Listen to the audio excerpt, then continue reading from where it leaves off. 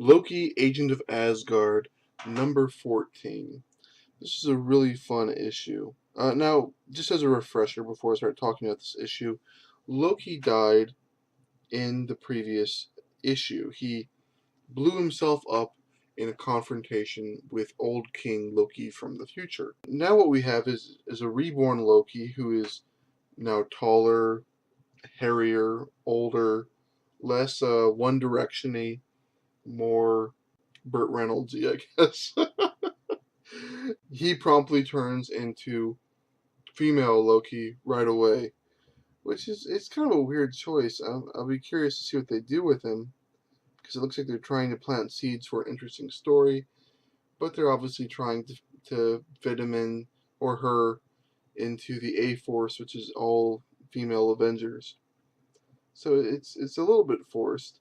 Now, normally we would have all this kind of deep Odin Asgard stuff going on in Thor, but as Thor is doing something else at the moment, it's in Loki, which I was a little bit surprised to see. Odin starts with a dream about the ones who sit in shadow. Now, for those of you who don't know, the ones who sit in shadow are gods above gods who caused the cycle of destruction and rebirth of the Asgardian dimension, who Thor killed during Ragnarok. They're back.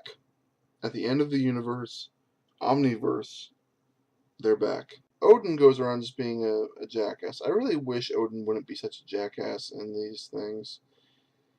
He's the god of wisdom, you know? He should have a little bit of gravitas, a little bit of plotting. My favorite Odin moment is from a story where Thor had done a series of things that were pretty bad. He had wreaked some destruction across the kingdom. So Odin has this trial, and he's going to try to convict his son and banish him from the kingdom or something, or attach him to this stone. And what he does is his condemnation is so strong that he generates support for his son. He gets everyone to support his son and cry out, "No! We love Thor. Thor is not a villain." And so he heads off negative feelings towards Thor by trying to convict him. And that's a very clever manipulation of how things go. And that's my favorite Odin moment.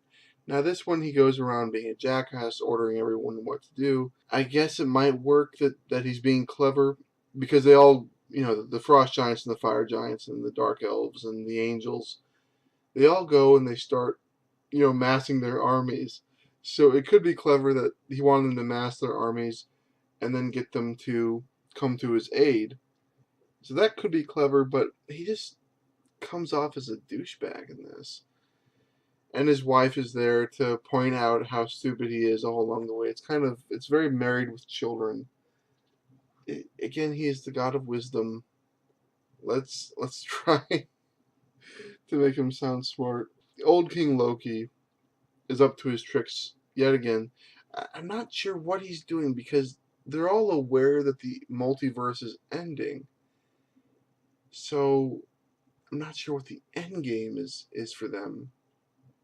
Hela claims that the dead will come to her kingdom, but I don't think she's quite aware that her kingdom will be deleted along with everything else.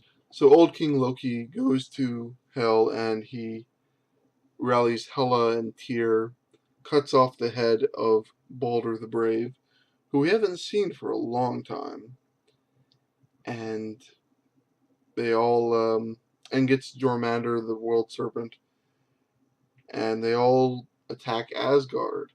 We don't see anything from Cole the Serpent in this issue, which is kind of strange. He's not even in the background, I don't think. It just would seem to be something kind of obvious. And the final panel is Odin holding a minigun and saying they're going to die as gods. It's very fun. It's very cool. I'm curious to see what they're trying to do with Loki as an older, hairier man / woman. They finally have had Loki bring up what is Veritas' story, start questioning her but I think that has to be put on hold, apparently, until the Secret Wars is over. It's kind of weird. This is a very fun issue. Looks like it's going to have a nice, clean finish to this series, at least before it can be rebooted after Secret Wars or come back from a hiatus. It's not really clear what's going on there, but they're going to have a nice ending. I feel like they should have finished this before Secret Wars. It kind of doing this, you jump into the apocalypse, you jump out of the apocalypse, do a dance type of thing, where they're jumping back and forth feels like nothing bad has happened at all. Like the Marvel universe is still going on, and it should have a sense of finality that this is breaching.